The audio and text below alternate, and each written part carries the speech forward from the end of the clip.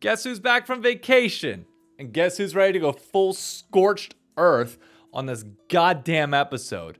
Me. Because I woke up on the wrong, maybe the right side of the pillow. I don't freaking know. But either way, there's been a lot of crap happening over the last week. Most of it I want to talk about. Some of it I want to touch on. And dear God, am I not ready for this week's episode of Into the pit! Into the pit! Everyone get in here!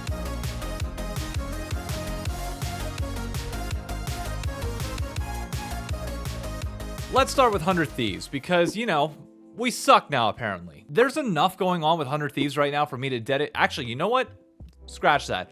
I didn't get to film an episode of The Rendezvous this week. Let's do it live. Fuck it.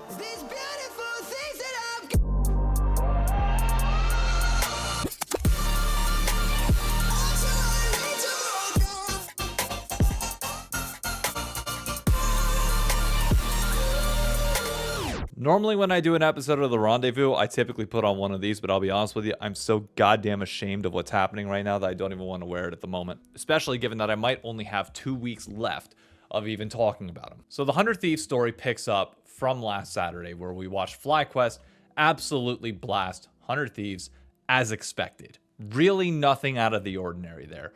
But the interviews that we started getting immediately afterwards were like, oh, Sniper's really down on himself right now. We clearly were playing a different style than what Sniper was, going to be good at starting the split, putting him on the Scion duty, which was like, okay, that's not him. He's already showing that he's losing confidence as time is going on. He hasn't really shown much improvement from the beginning of the year. And it's like, okay, I know this is not going well, but they bring in Dokla at the start of this split to hopefully improve that. The first week didn't show that. Maybe by the second week, you'll start to see change. This is where you grade coaching on him. And it didn't improve. So, you know what? Maybe there is a bigger problem to be had. What was wild was getting the headline yesterday, well, by the time you see this Wednesday, that Dokla was not only hired as an assistant or like a positional coach, but is now coming in. And I do not mean any disrespect to Dokla whenever I say what I'm about to say here. I love Dokla. If he comes in and provides a spark for this team, great. I'd like to see a few wins. I'd like to see a series win before we get kicked out of the league. That'd be great.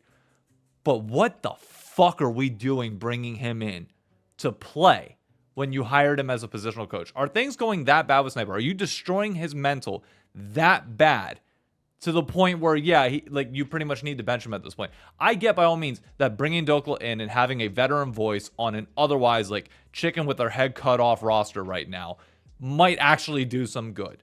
It could. But honestly, I think it's insanely disrespectful to Sniper. Personally, I think the problems, without knowing anything going on in the org, nobody tells me shit. I stay on the outside for a reason. This is just entirely me hypothesizing what might be happening right now. You have everybody within this org, now that they're officially gone, even though apparently it's been known for a while now since the beginning of the year, what it may be.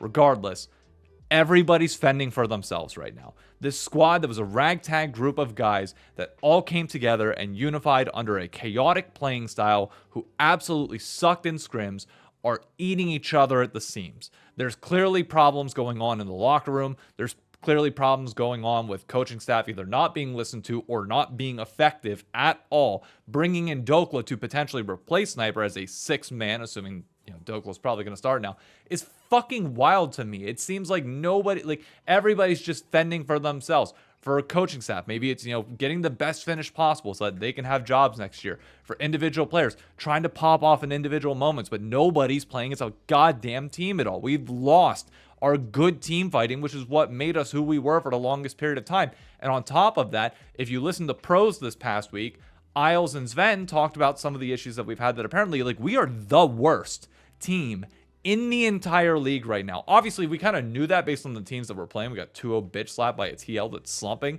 and 2-0 slapped by FlyQuest, who are the best team in the league. And now we get Shopify, who could be a proving ground for us. But the fact that we're apparently running it in scrims still a year after I'm tired of fucking talking about the same topic and nothing has changed. What is going on here? But it's not like I can sit here and try and give you viable answers for what should be fixed and what should be the way forward whenever nobody fucking cares because it's all going to be done in 2 weeks, apparently. Like, we will be gone from this league if this trend continues in 2 weeks. So what point is there to even trying to see the good side in any of this? Like, the org doesn't fucking care. Well, I know some people within the org do. That's probably not fair to everybody, but like, it's just very fucking clear that everybody is fending for themselves right now, and nobody's willing to come and work together because they're just more worried about what could be next year, or at least that's how it seems from the outside in, because you've given me no reason to think otherwise at all.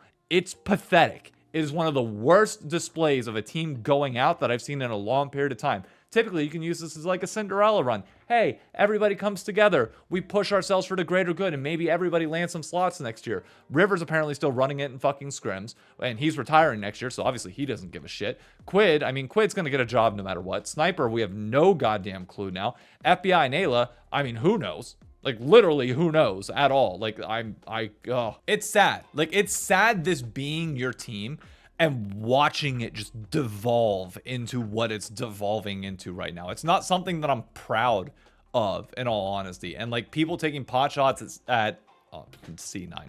It's C9 fans taking pot shots at 100 Thieves. They're deserved. They're fucking deserved. Our CEO told us to be fans of a different org before you support 100 Thieves. Now's the time to fucking jump ship if you're a fan of anybody else. I know this is harsh, and this is probably just me like overreacting to a certain extent, but like, everything's dogpiling onto it right now, and I'm just feeling the weight of it, and I'm so ready to sever this tie when the time comes with how pitiful this is going out. So I don't like the Dokla move, in summary. Like, I think he should have remained a positional coach, and you try and, get Sniper to where he is. That speaks to your 10 years of coaching. I don't think Dokla's going to get a starting spot on a roster next year. I'd be surprised if he did, especially with how good the next person we're about to talk about is doing. And honestly, I think Sniper needs a new environment. I'm not saying that he's not problematic in some ways. Obviously, the fact that he didn't pick up Rumble from this point last year was kind of astounding. And apparently none of our players are playing fucking solo queue with the exception of Quid. So what are we doing in our spare time at all? Well, we're definitely not pumping out content. That's for sure. That's not a shade at you, Danny. You guys are doing good on the org side as much as you can, assuming like, you're trying to find your own job now. I completely get it. It's not on you. I'm talking about the players not doing a lot other than occasionally the one-off Sniper stream that I saw, but like, FBI, where the fuck you at, bro? You're non-existent. Anyways, I'm looking at the time. I think I just ranted about that for 9 minutes. So I think I'll move on. Remember how I said there was that other player? Well, that's Surdy, the man who was dropped from Dignitas, or made a content creator from them, picked up by Lion as a top lane fill because Zamudo's visa is still having problems, and I don't even think he's here this week, so it looks like Surdy's going to be starting again. That it's like, oh man. Well, one, absolutely called that he should not be staying with Dignitas in any way, shape, or form. Like, the amount of bad mouthing that he still does to Dig, I love it. It's so it's petty. I appreciate it, Surdy. Do not stop with your arc like that, please. But for him to come into Lion, and for Lion to 2-0 Team Liquid, oh man, did that make me happy. Not only because, like I was saying last week after 100 Thieves got our asses slapped by TL, that I still didn't think TL looked good. I thought we just looked bad more than anything else. And this was proof of that. Like, that made me happy that Lion was able to do the impossible, quote unquote, the impossible, and just look good. And not only that, Surdy looked fan-freaking-tastic, which is once again proof for Dignitas. Oh, what are you guys doing over there? How does everybody that is in upper management continue to blow through talent like it's nothing, and then just have absolutely fuck all to show for it? I'm so happy for Surdy. I'm so happy he got this bounce back. This probably secured him at least a tryout, a chance, something at a starting spot next year. Because I would assume Zamudo is going to come in for Lion, and it's obvious, like, that's not going to be his home. But when you look at like Team Liquid, the team that he beat, and you look at how Impact is doing right now, and Surdy just comes in and bodies him initially, and you want somebody that's a little bit more aggressive to, suit Yawn style? Hell yeah. Hell yeah. Give me Surdy on TL next year. Please. I would love that shit. Or at least like let him train. Like, it's once again proof that like a lot of these players that we say are like damaged, are like problematic, are not able to fix their shit. Sometimes you are the product of your environment, and that environment is toxic and not good for you individually. Let's circle back to the last 9 minutes of me just ranting about Sniper. That could be the case. It could not be. We don't know. But with Surdy, yeah, we just got our proof. We just got our proof in one weekend. And I hope this weekend he plays well again. Who do they got? Oh, they got FlyQuest. Hope you look good, man. Hope you look good. Hope that 1 week of fun was good. I mean, if he gaps Blippo, oh man, would that be great. If there's an upset that I want to see happen this week, it is I want to see Lion at least keep it close with FlyQuest and Surdy look hella good. Man, would that be a statement. But speaking of that, kind of let's take a step back there. What the fuck is this format? What is the LTA format doing here? How, as Lion, how are you able to pull off the upset win, to be the only team from the bottom 4 that gets your W, which gets you closer to climbing to that edge to try and replace both Team Liquid or Shopify for that top 4 spot, and you get rewarded by playing the #1 team overall in FlyQuest? What is this format and what are we doing? How is that possible in any way, shape, or form? But not only that, C9's game on Sunday, assuming that FlyQuest win, becomes entirely meaningless. And C9 plays TL just for shits and giggles. It's a streamed scrim on stage of which C9 is not incentivized in any way, shape, or form to go hard and do anything other than not trolling, but like, you know, there's no reason to take them 100% serious because nothing can be affected and you wouldn't want to reveal stuff before you get into the actual significant portion of this format. How are we in week 3 and there's a potential for a meaningless best of 3? What kind of sick joke is this format? Also, like I touched on it last week, how I love the flags. I love like the mounting of shit. That loses all effect when you're mounting a flag in a back room because we are in the backstage again for 2 straight weeks because Valorant takes priority. You can't even mount it in front of the fans because there are no fans because we're playing in a side stage.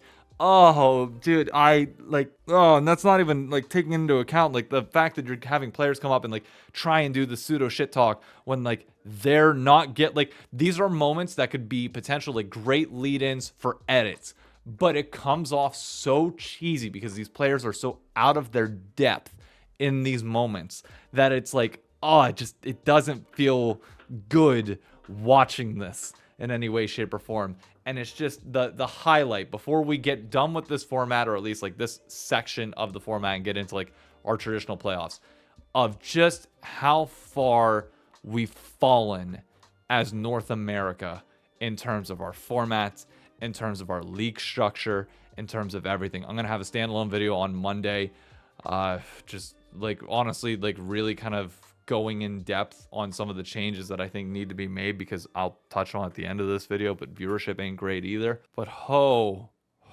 boy, is this format the worst thing I've ever seen in my life. And I don't need to see it again. And for people that are like, oh, you know, I got this comment on Twitter of like, oh, well, it would be great if teams were closer together.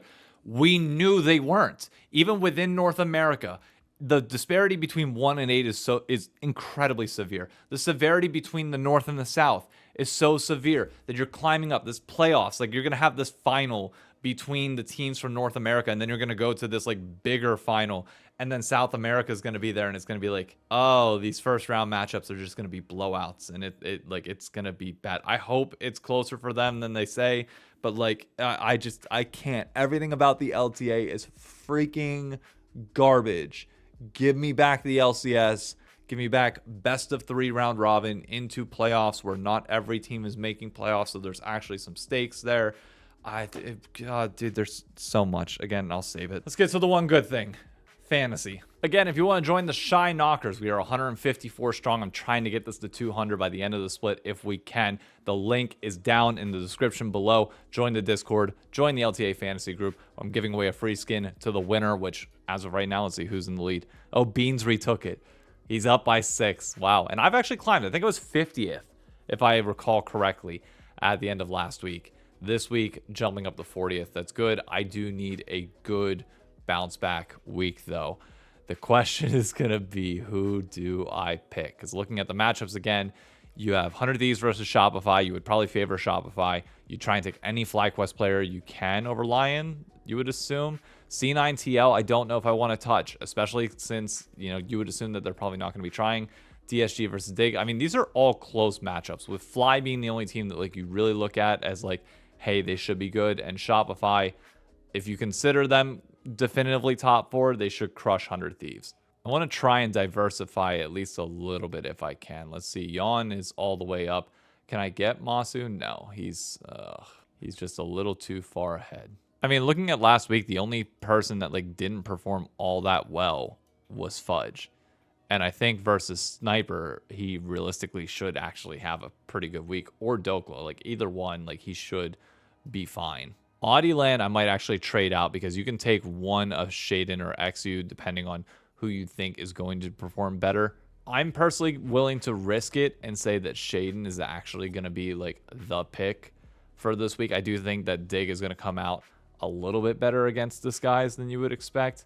Pick wise, let's give him something basic within the 1.5 range. Let's give him Sejuani. Actually, no, Trundle. Why not? Yawn for Team Liquid, I'd like to keep over C9, especially considering it's kind of meaningless for them, and I still think Yawn can pop off points-wise. Support, I could go up and grab Core JJ if I truly wanted to. I need to trade out one of these Shopify players. The question is going to be who. I mean, Palafox is the one that you look at, but like Saint is going to be playing against FlyQuest. You don't want to touch that. APA might be a good upgrade. If only I could afford literally anybody from FlyQuest, that would be great. I'm, what, at 10 points, so I'm still a little bit away from being able to afford anything there. I think I kind of just have to keep this roster as is, with Shaden being like the one. It opens me up for room, though. I think I kind of need to hold this as is and then wait for the first week of playoffs to see if I can get a little bit more value to try and get a FlyQuest player, because I would really like to get Quad over Palafox if I can, or get my hands on somebody like Loki. I just don't have the money to be able to afford it. So I need one more good week, and then I will be able to invest in a better player, especially as we get further in the playoffs, and you need to start picking up some top talent if you can. So let's make some money with some budget players down here while we have the chance to this week, and go from there. We'll see. The final thing I need to address is that I'm going to have a full video on this on Monday. But viewership right now for the LTA is lower than it was on weekdays, which should immediately hit the panic button for a lot of people. And what I don't want to see is the same thing that I saw from Papa Smithy in the comments of, I want to say it was like Split 1 whenever we did the like interregional playoffs and we were talking about viewership. Is like, oh, when you combine viewership, it looks great. It's like, no, we have clear definitive proof that the domestic only product for North America is slipping. And when you're only having a converged product between North and South for what, 3 weekends total of the entire year? No, you can't combine those numbers. And the fact that we've dropped over 20,000 viewers from last summer at this point should put into like a quantifiable like package for you the feeling that so many people have had, which is, hey, it's just time for me to check out. And I don't want to see us lose more people. I really don't. We have watch parties coming up here in New York City in the upcoming weeks. I want to make sure that people are still enjoying North American League of Legends, but man, does it feel like the deck is being stacked against us. I'll touch more on this on Monday. I want to let the full weekend of games go through, get the final number. Well, we probably won't have the final numbers, but like just let this phase of it finish out before we really just go into some of the solutions that need to be had, because this is just unacceptable as a product. Sorry if this episode was a little bit more ranty than it normally would be. Predictions for this week, I don't even have them up yet. Paul and I haven't done the podcast yet, but I would say you would have to pick Shopify over 100 Thieves. You would pick FlyQuest over Lion. You would pick C9 over Team Liquid, unless C9 does not have to care, of which then you might pick Team Liquid over C9, and then you would pick Dig over DSG. It's good to be back from vacation. Got a golf tournament at the end of this month, so I'm not technically done yet. But every time I leave, things seem to just go straight downhill. Hopefully it doesn't happen at the end of this month too, but God only knows. See you around.